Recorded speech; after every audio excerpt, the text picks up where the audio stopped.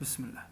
Martha, cool, ouvrit les yeux, se retourna pour s'allonger sur le dos et se trouva confrontée à un plafond inconnu, éclairé par la lumière matinale. Elle le contempla fixement un bon moment, puis se protégeait le visage de son avant-bras, comme si soudain elle ne pouvait plus en supporter la vue. Un désespoir intense la submergeait, elle se sentait vide, creuse, inutile et sans valeur.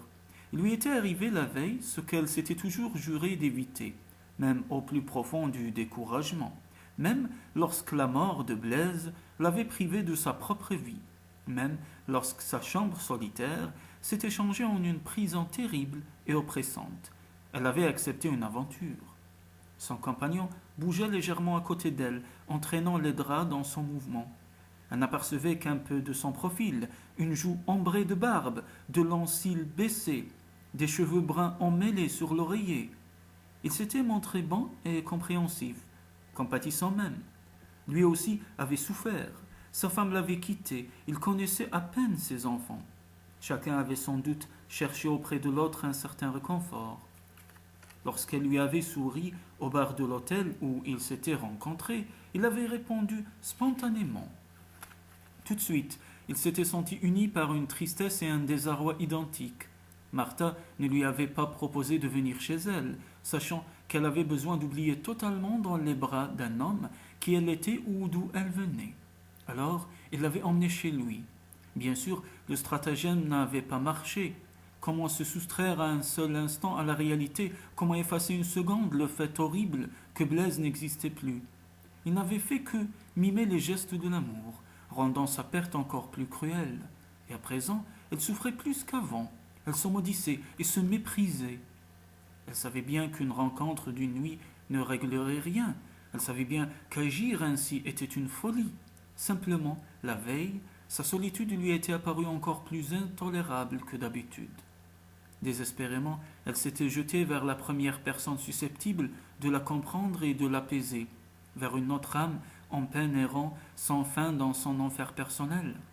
Silencieusement, avec 1000 précautions, la jeune femme émergea du lit et enfila à la hâte les vêtements quittés la veille. Jupe de flanelle grise, pull angora rose pâle et imperméable beige. Elle remit ses bas, mais préféra prendre ses chaussures à la main pour sortir sans bruit. Elle ne souhaitait pas que l'homme s'éveille. L'idée d'une conversation maladroite, contrainte, finissait de la déprimer. Elle n'avait qu'une envie, rentrer chez elle, prendre un grand bain brûlant et filer ensuite jusqu'au studio de danse pour se jeter à corps perdu dans les exercices routiniers qui lui laissaient l'esprit vide et l'apaisaient. Vous partez? Martha se figeait sur le seuil, à demi tournée vers le lit. Oui, je dois aller travailler. Il était appuyé sur un coude. Vous n'avez pas le temps de prendre un petit déjeuner? J'ai des œufs, du bacon, des croissants au gingembre. Il eut un petit rire maladroit. Visiblement, il n'était pas plus accoutumé que Martha à ce genre de situation. Un instant, la jeune femme se demanda s'il éprouvait la même sensation de vide qu'elle, et cette marée de dégoût qu'elle ne parvenait pas à endiguer. Puis elle haussa les épaules d'un geste navré, ses épais cheveux bruns virevoltaient sur ses épaules. Vraiment pas, je suis désolé. Il avait l'air bon, sain et très sérieux. Si vous vouliez me laisser votre numéro de téléphone, je pourrais peut-être... Non, c'est inutile. Elle savait parfaitement qu'elle n'avait rien à offrir, ni à lui, ni à aucun autre, et que ce serait ainsi tant que Blaise vivrait encore en elle avec autant d'intensité. Un dernier geste désolé et elle s'enfuit en courant dans les couloirs comme si elle avait le diable à ses trousses. Elle ne s'arrêta que dehors, sur le trottoir, le cœur battant à tout rompre. La poitrine déchirée par sa respiration saccadée, le regard étonné des passants l'intriguèrent un moment, puis elle comprit.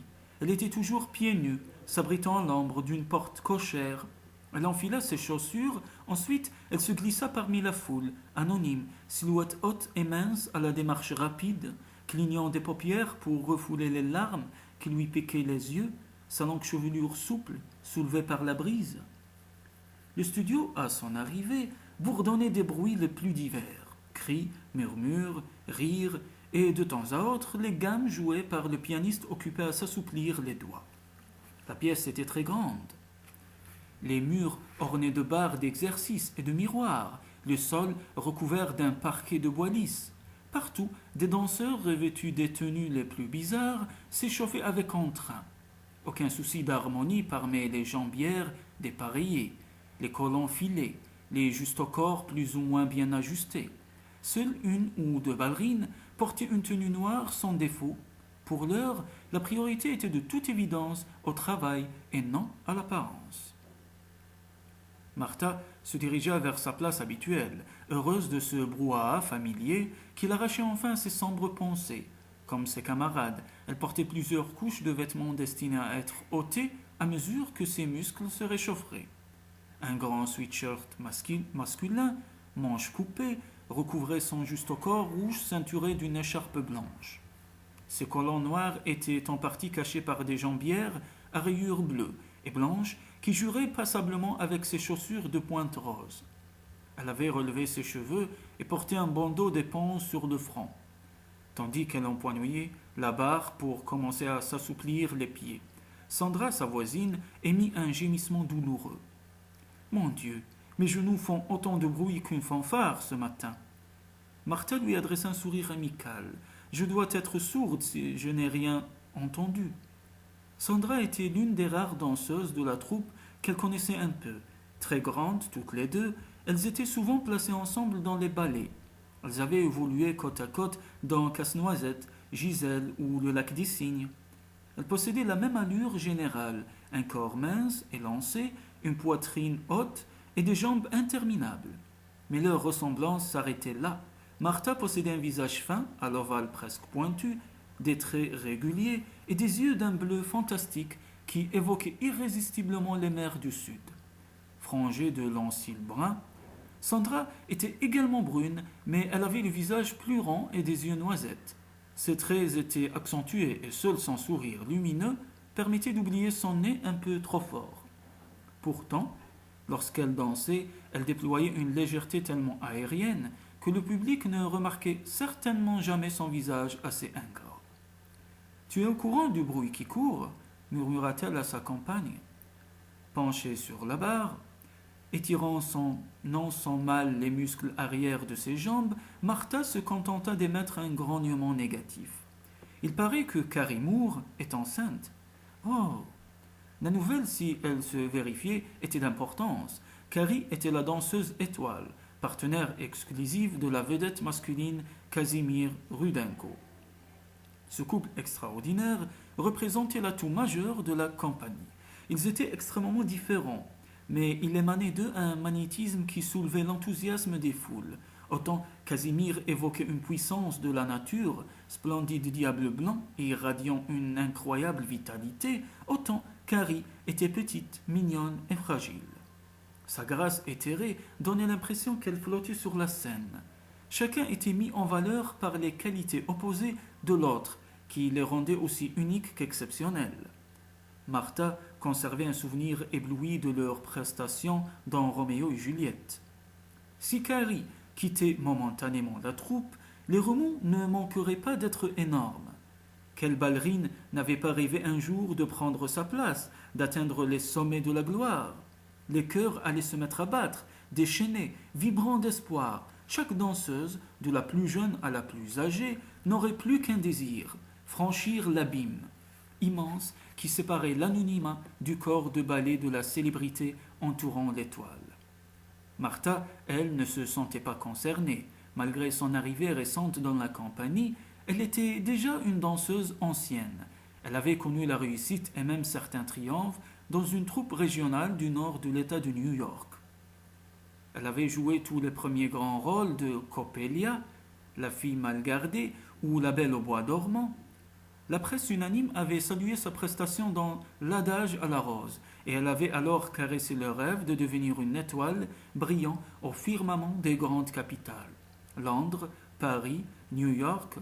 Mais ce rêve-là, et bien d'autres, avait été brisé par l'accident qui avait bouleversé sa vie. Depuis 2 ans, elle tentait tant bien que mal de remettre un peu d'ordre dans ce chaos physique et moral. Progressivement, non sans peine, elle se contraignait à une routine quotidienne, s'obligeant à se lever le matin et à vaquer à ses occupations, retrouver la santé et le plein usage de ses jambes fracturées avait été long et pénible. Retrouver le courage et le goût de vivre l'était encore plus. Blaise était encore omniprésent. Elle ne pouvait détacher son esprit de sa tragique disparition. Et pour ce qui était de la danse, les os de son dos et de ses cuisses lui faisaient souvent mal à crier. Ceci étant, la jeune femme était persuadée d'avoir perdu le lyrisme, l'envolée romantique qui la distinguait autrefois de ses collègues. Elle n'espérait plus sortir des rangs du corps de ballet, mais elle avait cru un moment ne jamais pouvoir redanser. Aussi s'estimait-elle déjà très heureuse de son sort. Je me demande qui il va choisir, ajouta encore Sandra. Qui demanda Martha, perdue dans ses pensées. Casimir. Il faudra bien qu'il se trouve une nouvelle partenaire. Pourquoi pas Céline, suggéra son ami, en suivant des yeux la favorite de Grégory Dune, le chorégraphe de la troupe.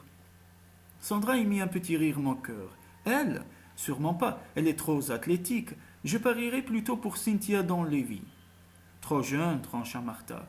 Cette jolie petite poupée aux longs cheveux roux, au fin visage de sirène parsemé de taches de sang et aux grands yeux verts étonnés, n'était entrée dans la compagnie que quelques mois auparavant.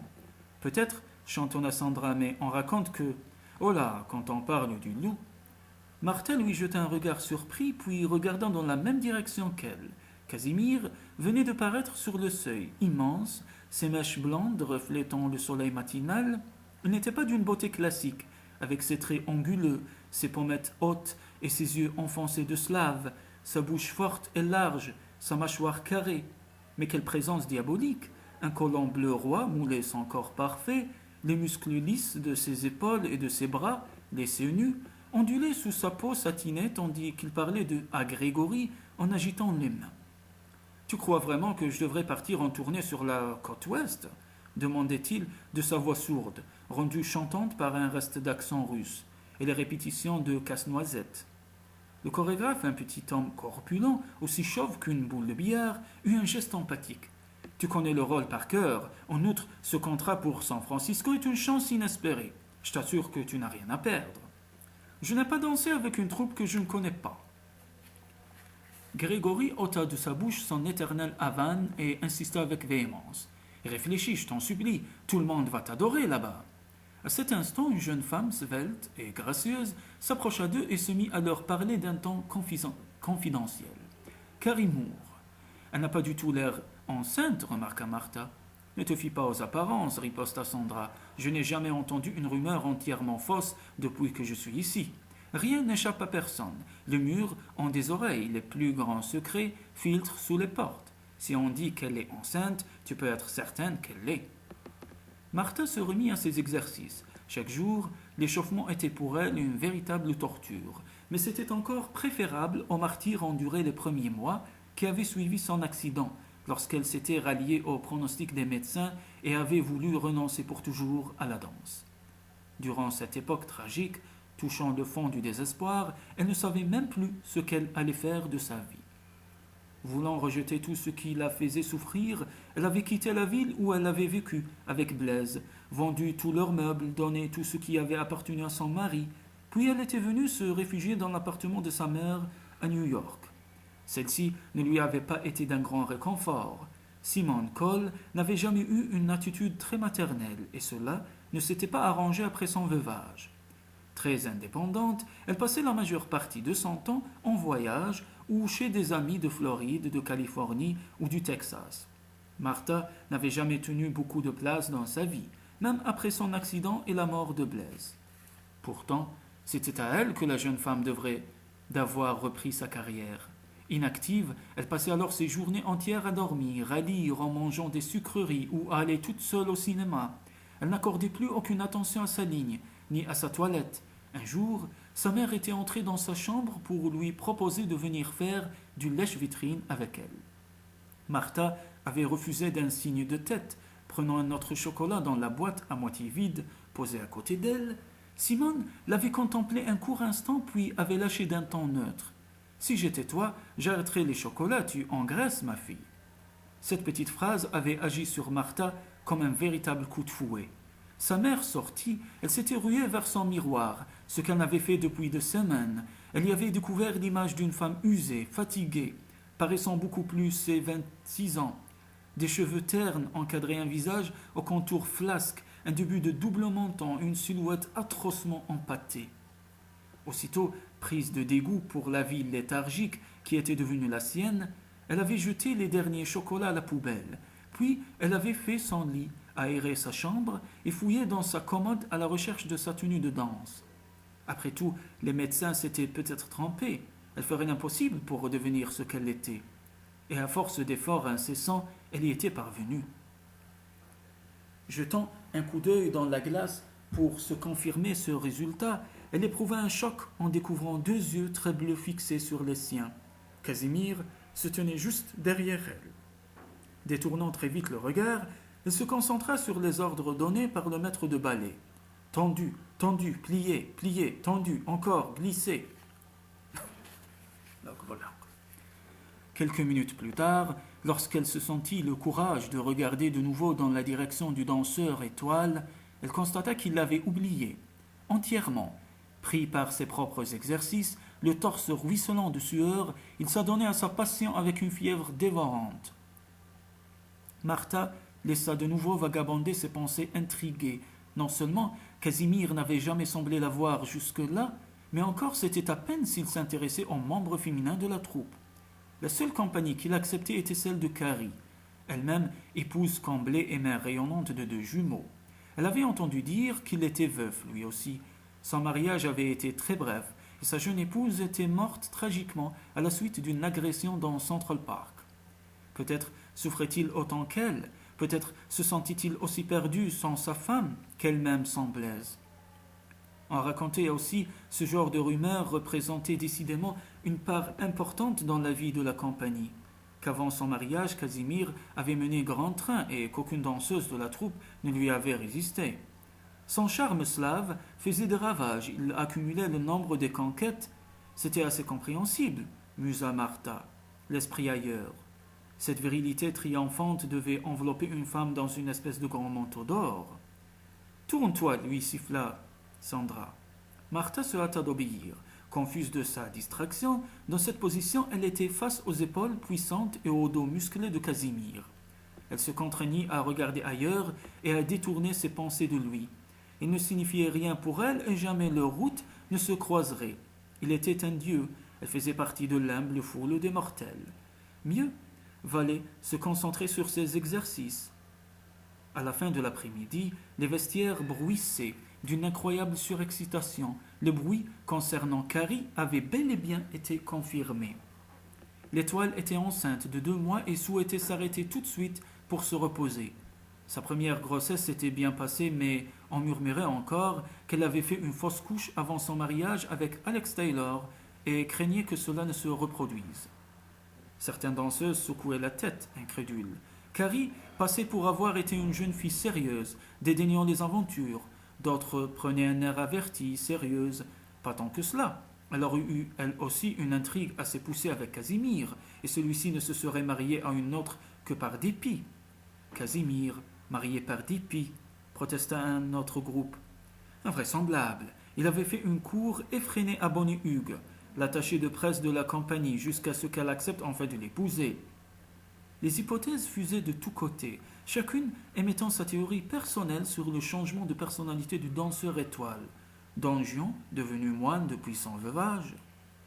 Il ne s'intéresse plus aux ballerines, d'accord, mais que vous dit qu'il n'a pas une petite amie à l'extérieur. Moi, je crois qu'il a perdu le goût du bonheur.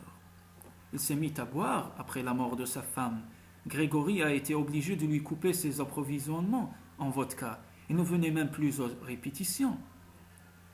Une danseuse murmura à l'oreille de sa voisine tout près de Martha. Elles font fausse route. Mon petit doigt m'a dit que notre belle Apollon sort avec une certaine Cynthia dans Lévis depuis quelque temps. Cynthia, tu plaisantes? Pas du tout. Il paraît qu'ils sont allés au cinéma ensemble, puis au restaurant, et que notre petite sirène a les yeux pleins d'étoiles et de rêves de gloire. Tu veux dire qu'ils sont... L'autre haussa les épaules. En tout cas, nos chances sont bien faibles si elle est dans la course pour postuler à la place de Carrie Moore. Elle ne danse pas mal, tu sais. Ce n'est tout de même pas un génie, et elle est si jeune. Casimir lui donnera des leçons particulières. Martha finit de se changer et de ranger ses affaires dans son sac. Fatiguée de tous ses commérages, elle-même restait très réservée sur sa vie privée et comprenait mal que l'on s'acharne ainsi sur les autres. Son arrivée dans la troupe avait bien sûr soulevé 1000 questions. Son accident était connu dans le petit monde de la danse, ainsi que la mort de son mari. Mais sa froideur avait été vite découragée, les curiosités malsaines, et Sandra elle-même n'était jamais devenue une amie intime. Ce comportement distant n'était pas délibéré. Il était fait de timidité, de malheur et d'une certaine réticence à se joindre aux autres. Au milieu de gens heureux, Martha se sentait exclue. Elle avait du mal à se montrer chaleureuse et amicale. La solitude s'était installée en elle et la rongeait. Il lui semblait être une île dans la foule. Elle n'existait même pas pour sa propre mère. Pourtant, autrefois, elle aussi avait été gaie, heureuse et insouciante. Blaise aimait tellement son rire, son caractère enjoué, son éternelle fantaisie. Elle tressaillit à ce souvenir douloureux. Cette Martha-là n'existait plus. Elle appartenait à une autre vie, une vie dorée où tout semblait possible, parce que l'amour l'enveloppait de sa sécurité et de ses douces certitudes. Le corridor, à la sortie des vestiaires, était empli de monde. Les danseurs se pressaient devant la porte de Grégory, attendant la déclaration que ce dernier devait faire concernant la nouvelle attribution des rôles. Martha commença à se frayer un chemin vers la porte, ne voyant aucune raison d'attendre des informations qui ne la touchaient pas directement. Mais soudain, les rangs se resserrèrent, l'empêchant d'aller plus loin. Le maître de ballet venait d'apparaître, un cigare dans une main, une liasse de feuilles dans l'autre. Poussez-vous un peu, les enfants, laissez-moi au moins la place de respirer. Coincée contre le mur, la jeune femme dut assister contre son gré à l'annonce du résultat des délibérations. Bon, déclara Grégory, les choses n'ont pas été faciles, mais voilà ce qui a été décidé. Carrie attend son bébé aux environs de Noël. Elle reprendra donc ses rôles normalement pour la saison de printemps, après les représentations de Casse-Noisette. D'ici là, un certain nombre d'entre vous aura le grand bonheur d'aller charmer le public de province. Nous nous rendons dans le nord-est, Hartford, Boston, Syracuse, Providence, ainsi qu'une foule de petites villes dont vous n'auriez sans doute jamais entendu parler sans cela. Des grognements mécontents accueillirent la nouvelle. Ces tournées étaient source de joie, le public souvent plus chaleureux qu'à New York, mais que de fatigue et d'inconfort en perspective. Petits hôtels minables, restaurants sans charme.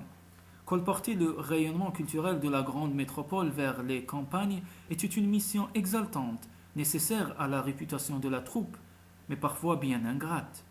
Martha, elle, n'y voyait pas d'inconvénient. Elle était heureuse à l'idée de quitter Manhattan et de changer un peu d'atmosphère. Plus elle serait occupée par sa vie professionnelle, moins sa solitude lui pèserait et moins elle serait amenée à commettre le genre de folie de la veille. Et maintenant, reprit Grégory, les rôles ne m'écrasez pas, ne vous ruez pas sur moi. Une boîte sera installée dans le couloir pour recevoir les éventuelles récriminations, comme d'habitude. Cette plaisanterie souleva quelques rires crispés. Chacun savait bien que les décisions prises par le maître de ballet, le directeur administratif et le danseur étoile n'étaient jamais contestées. Les mécontents n'avaient que deux solutions, se taire ou partir. Il y eut un nouveau mouvement de foule et Martha en profita pour poursuivre sa retraite. Elle tournait à l'angle du long couloir lorsqu'elle eut l'impression d'entendre son nom, mêlé à des cris de surprise et autres exclamations. « Elle, c'est incroyable! N'est-ce pas elle qui a eu... » Je n'aurais jamais pensé une seconde que... La jeune femme s'arrêta dans son mouvement, les sourcils froncés, à demi tournés vers le théâtre des événements. Puis une silhouette émergea de la foule. C'était Sandra, l'air incrédule et ahuri, qui venait vers elle en courant. « Eh bien, s'exclama-t-elle, félicitations !» Pour la première fois, Martha décela une jalousie certaine dans le pli amer de sa bouche. « Félicitations, pourquoi ?»« Tu ne devines pas, viens avec moi !» Elle empoigna sa camarade par le bras et l'entraîna vers l'endroit où étaient affichées les listes de noms. Abasourdie, Martha remarqua distraitement que la foule se fondait devant elle comme la mer rouge devant les Hébreux, et que les visages portaient des expressions diverses. Étonnamment, envie, méchanceté ou dépit. Son regard s'arrêta un instant sur de grands yeux verts noyés de larmes, un petit nez mutin, froncé sous les taches de rousseur, et une bouche serrée par la rancœur. De toute évidence, les espoirs de Cynthia dans Lévi venaient de s'écrouler. La jeune femme éprouva une certaine pitié à son égard. Elle aussi, jadis, avait été jeune et remplie d'illusions. Voilà, déclara Sandra en la plantant devant les feuilles dactylographiées. Regarde un peu. L'espace de quelques secondes, les lettres noires se brouillèrent sous le regard stupéfait de Martha. Enfin, elle parvint à déchiffrer les titres des ballets programmés pour la saison. Un programme ambitieux qui comportait Le spectre de la rose, ballet de Nijinsky, La belle au bois dormant, superproduction en décor somptueux. Et pour terminer, Le corsaire, un pas de deux mettant en scène un pirate et une très belle jeune fille. Puis elle glissa 2 lignes en dessous pour lire le nom des danseurs étoiles et cligna 2 ou 3 fois des paupières, incrédule. Dans chaque ballet, son propre nom était associé à celui de Casimir. On indiquait aussi le nom de sa doublure, Cynthia dans Lévi.